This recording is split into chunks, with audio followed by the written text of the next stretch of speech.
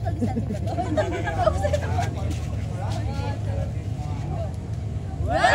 to Mayon Skydive!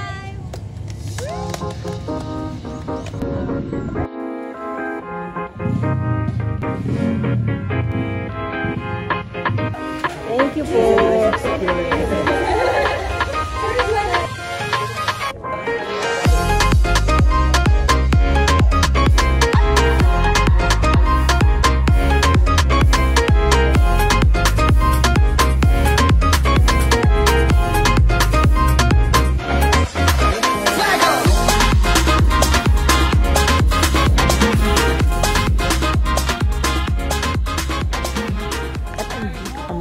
Sa Mayon Skydive Adventure, ATV Adventure sa Draga Albay. Well, this is just located near Cagsawa. Malapit siya sa museum ng Cagsawa. So we're here with our fellow content creators to feature this place. So ayun po, napaka-spacious ng lugar nila and makikita niyo naman sa video na ang dami nilang ATV. Well, ATV pala, it stands for all-terrain vehicle. So mga pang-off-road sila na 4 wheels. It's very safe and very easy to drive. So yun po, yun mga available nila. So ang dami talaga. Ayan, kita nyo naman. So, before mag-start ang aming ATV adventure, i-brief muna kami. Well, we're here pala with our content creators and nakasabay kami ng artista. Yan. Anyway, moving on. So, before mag-start, brief kami ng kung saan kami dadaan, anong mga safety nga kailangan gawin, and all those important details. Sit down. Take your seat down. Welcome po in Mayon Skydive ATV Adventure. So, today, we have an ATV rides. Long trails and short trails. So, para maintindihan yung mga trails natin, I would like to discuss yung mga route. So, bali po, Mayon Skydive is one of the DOT accredited ng Department of Tourism. So, they are one of the ATV providers here in Cagsawa unit. So, starting here is the site of Mayon Skydive ATV. So, you will be given at least 1 to 3 minutes to practice or to familiarize the ATV. And then after that, we will proceed to your trail. So, going to the long trail, ito po may red line, that's po yan, mataas. Then this is for the green lava. And for the black lava, ito naman po, 180. And for the highest elevation ng the trail is 185 lava. Dito naman po paakyat. So, yung daanan niya po pabalik, iikot na kayo. Hindi nyo na po nadaanan yung dinaanan na.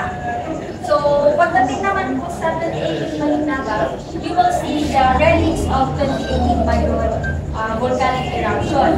So, green lava naman is together with Mayon black lava, they are the relics for during the 2006. And then after that, yung trail guides, you can have your phone or your camera to take your photos.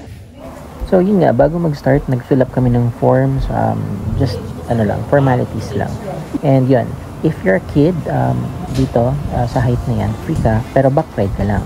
So, kompleto sila, may helmets, and then may locker sila dyan to put your belongings. So, yan, before mag-start, may 3 minutes na practice session. So, kung wala kang alam, no worries, kasi tuturuan ka naman nila.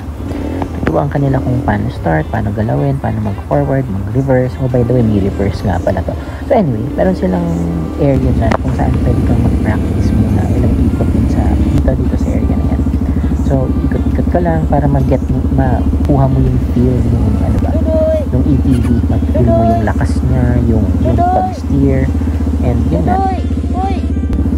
So, ito nga, si Host Ken, wala talagang experience yan. Siguro ilang minutes lang ng pag-drive sa motor, pero sa ATV, completely zero. So, kayo, if wala kayong alam, no need to worry kasi tuturuan kayo ng mga guides doon. Yun ang maganda kasi yung mga guides nila talagang tinuturuan. So, sa start ng video, makita nyo naman yung takbo. You can see naman and how fast mag-improve.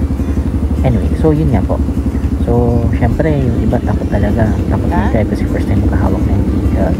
So, i-guide naman kayo nung nandyan. As in hands-on. Yung makikita nilang nahihirapan, tuturuan naman. Huwag kitingin sa akin!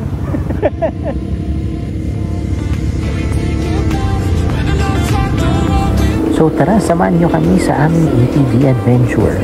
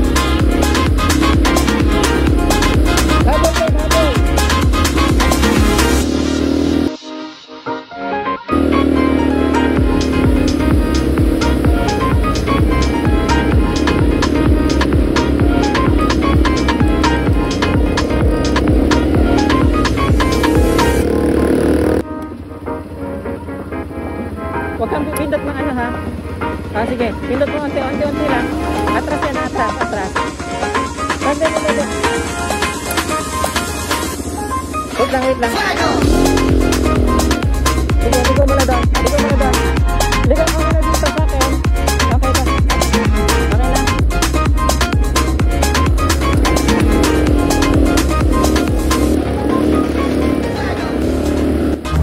So kita nyo naman, hindi lang isang tubig lang, napakalaki nung tinawid namin water.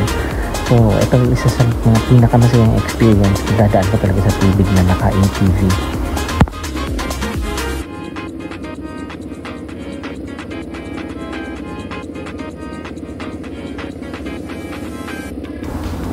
So yung mga dadaanan natin consist of these flat roads na off-road. Oh, and by the way, ito nga pala ay mix ng buhangin at abo from Mayon Volcano, kasi this was yung gully, means yung dinadaanan ng lava noon, or if may lahar flow, isa to sa mga dinadaanan ng tubig from Mayon from way back. So ang mga dadaan natin is mga flat, saka mga uphill, and isang highway, ang Acobico Road. So ayun nga, yung ibang route hindi ko nadaanan kasi masyadong rough yung road. Mahirap, hindi kaya nung camera na lalaglag. So anyway, on the way, inabot kami ng ulan. Thankfully, yung guide namin needed lang raincoat. And thank you po Mayon SkyDrive for providing us with this raincoat. And yun, safe nga kami. Sumilong muna kami ng saglit para magsuot ng raincoat. And it's a blessing na umulan. Kasi mas masaya siya actually ng umulan. Kasi hindi mainit, tapos nabasa kami. Yung iba yung feeling ba? Yung experience na umulan. So syempre, since maulan, mas mahirap yung trail, which is more fun kasi mas challenging siya. So ito nga, isa sa mga steep na very loose yung ground niya. So medyo nahihirapan yung ATV lahat. Yung ibang nakalusot, may ibang hindi kinaya. And unfortunately, lahat ng riders hindi nakataas. Nasa last kasi kami, kaya lugi na, kalkal na yung lupa. Up. So our next contender is Host Keng, diba? From zero experience to ito, isa sa mga successful na nakataas sa hill climb na to. And that is thanks to our guides from Mayon ATV Adventures na talagang denied siya from starting. And ngayon, yan o, isa siya sa mga nakataas dyan ng walang hirap.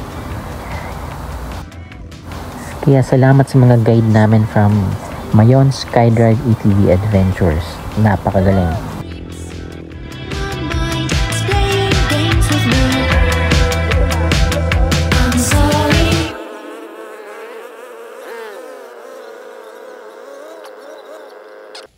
Hindi ko na nakuhaan yung ibang trail namin, pero yun, we're here in 2018 Mayon Trail. Oh, so it's overlooking Legazpi. Yun po yung Linyon Hill. Yung Lying Lion, ito. Yun, Lying Lion. So puro din yan. Ito dito. Ito, Rapu-Rapu.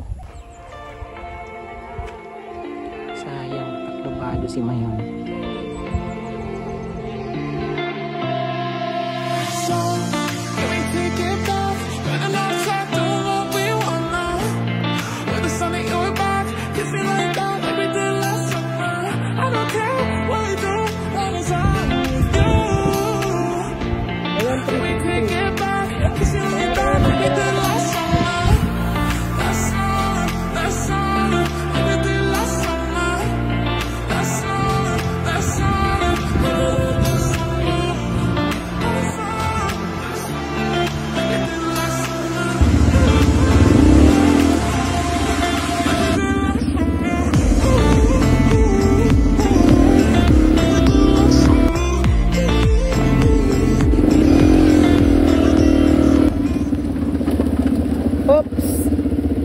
Perasain mo.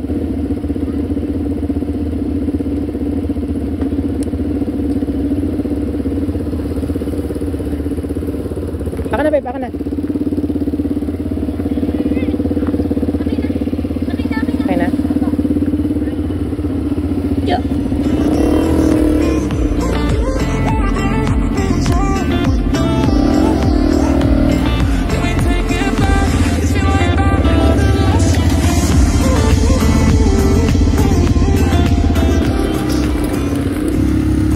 So yun nga, so itong lugar na to, itong highway, hindi pa siya actually operational.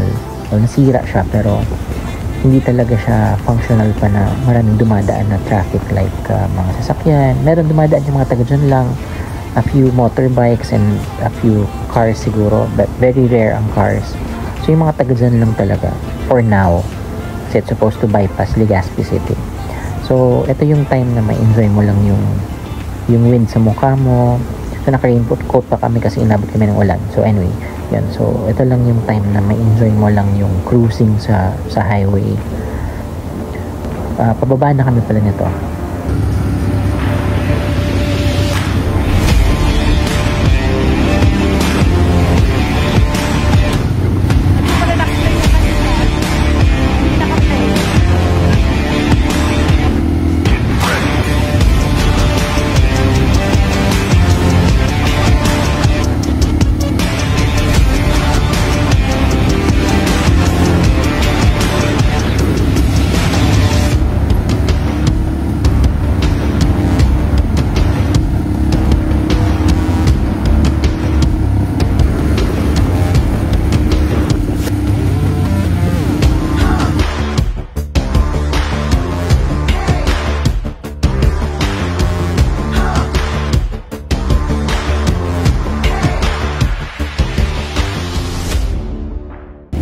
So itong part naman na to, may mga dumadaan na trucks. So medyo barangay road na kasi to eh.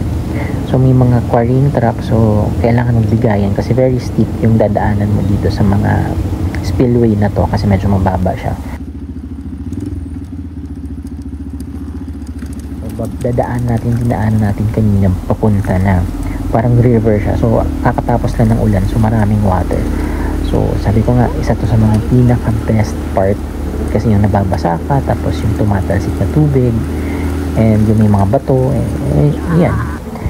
And yun nga, maganda sa picture yung nag-splash. So marami pa tayong dadaanan nito ngayong pauwi na.